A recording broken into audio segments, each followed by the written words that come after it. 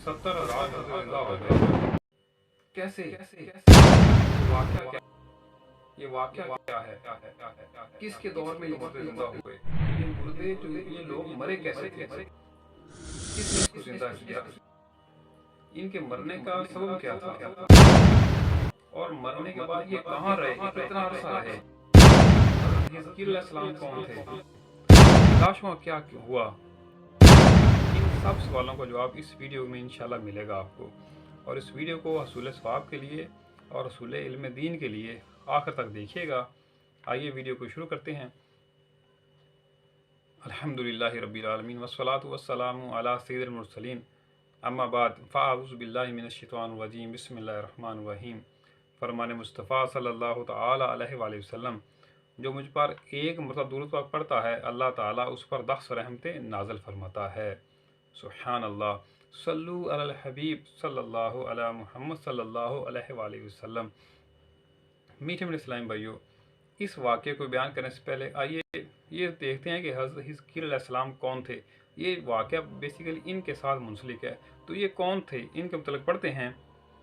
हज़रत हिजकिय्याह अलैहिस्सलाम की कौम का एक बड़ा ही इबरत खेज़ और इंतहाई नसीहत आमेज़ वाक़या है, जिसको खुदावंद क़ुद्दूस ने कुरान मजीद की सूरह बकरा में बयान फरमाया है।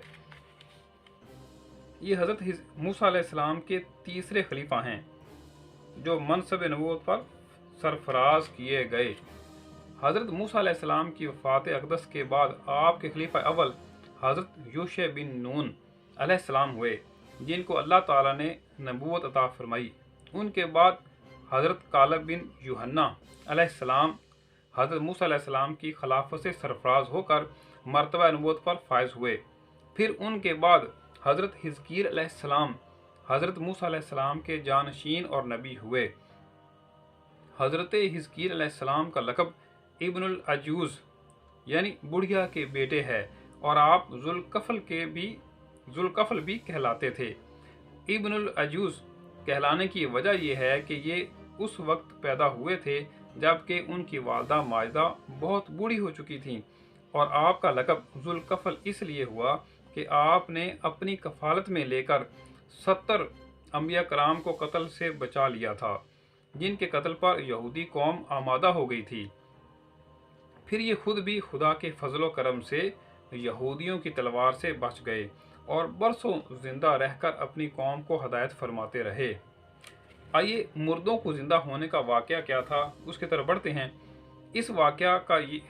इसका वाक़या ये है कि बनी इसराइल की एक जमात जो हज़रत हिजकिय्याह अलैहिस्सलाम के शहर में रहती थी, शहर में ताउन की वबा फैल जाने से उन लोगों पर मौत का खौफ सवार हो गया, और ये लोग मौत के डर से सब के सब शहर छोड़कर एक जंगल में भाग गए और वहीं रहने लगे।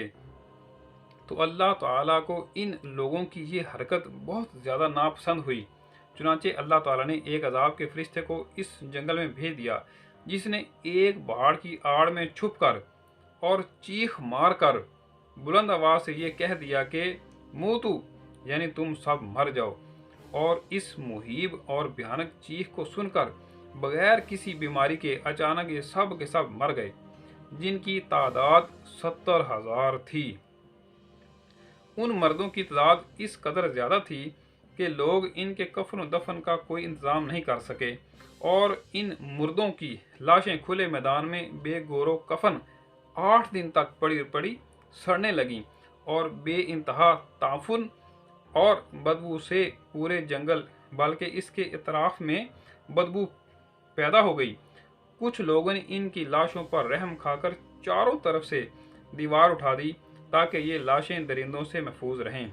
कुछ दिनों बाद हज़रत हिजकिय्याह अलैहिस्सलाम का इस जंगल में इन लाशों के पास से गुजर हुआ, तो अपनी कौम के 70,000 इंसानों को इस मौत नागहानी और बेगोरो कफन लाशों की फरावानी देखकर रंजो गम से इनका दिल भर आया, आप दीदा हो गए और बारी ताला के दरबार में दुख भरे दिल से गिड़गिड़ाकर दुआ मांगने लगे कि या अल्लाह, ये मेरी कौम के अफराद थे जो अपनी नादानी से ये गलती कर बैठे कि मौत के डर से शहर छोड़कर जंगल में आ गए।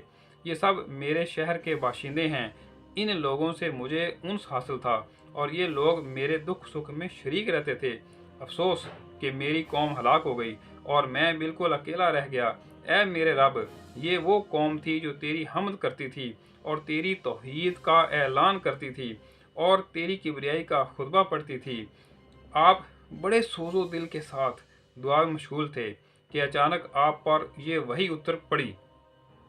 اے حزقیل علیہ السلام، آپ ان بکھری ہوئی ہڈیوں سے فرما دیجئے کہ اے ہڈیوں، بے شک اللہ تعالیٰ تم کو حکم فرماتا ہے کہ تم اکٹھا ہو جاؤ۔ یہ سن کر بکھری ہوئی ہڈیوں میں حرکت پیدا ہوئی اور ہر آدمی کی ہڈیاں جمع ہو کر ہڈیوں کے ڈھانچے بن گئے۔ پھر یہ وحی آئی کہ اے حزقیل علیہ السلام، آپ یہ فرما دیجئے کہ اے ہڈیوں، تم کو اللہ کا یہ حکم ہے کہ تم گوشت پہن لو۔ یہ کلام سنتے ہی فوراً ہڈیوں کے ڈھانچوں پر گوشت پوست چڑھ گئے۔ پھر تیسری بار یہی وحی نازل ہوئی، اے حزقیل، اب یہ کہہ دو کہ اے مردو، خدا کے حکم سے تم سب کھڑے ہو جاؤ۔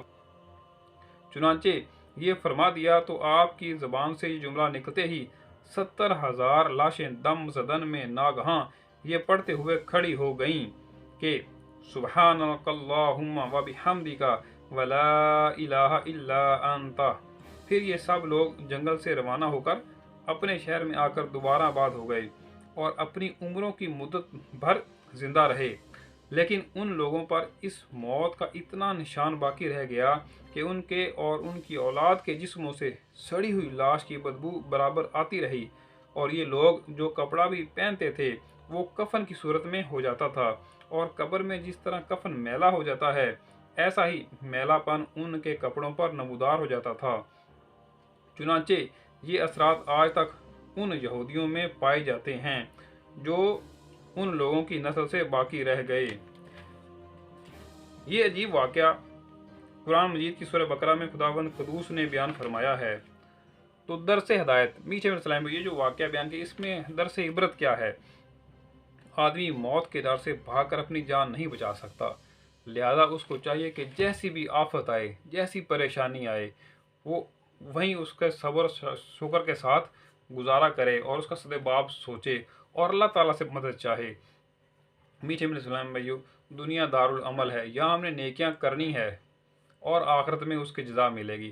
اچھے کام کریں گے تو اچھائی ملے گی، برے کام کریں گے تو اس کا عذاب ملے گا۔ تو ہمیں چاہیے کہ ہم نیک کام کریں اور نیکی کی دعوت دیں۔ دعا جو کچھ بیان کیا اللہ تعالیٰ نے ہمیں اس پہ عمل کرنے کی توفیق عطا فرمائے۔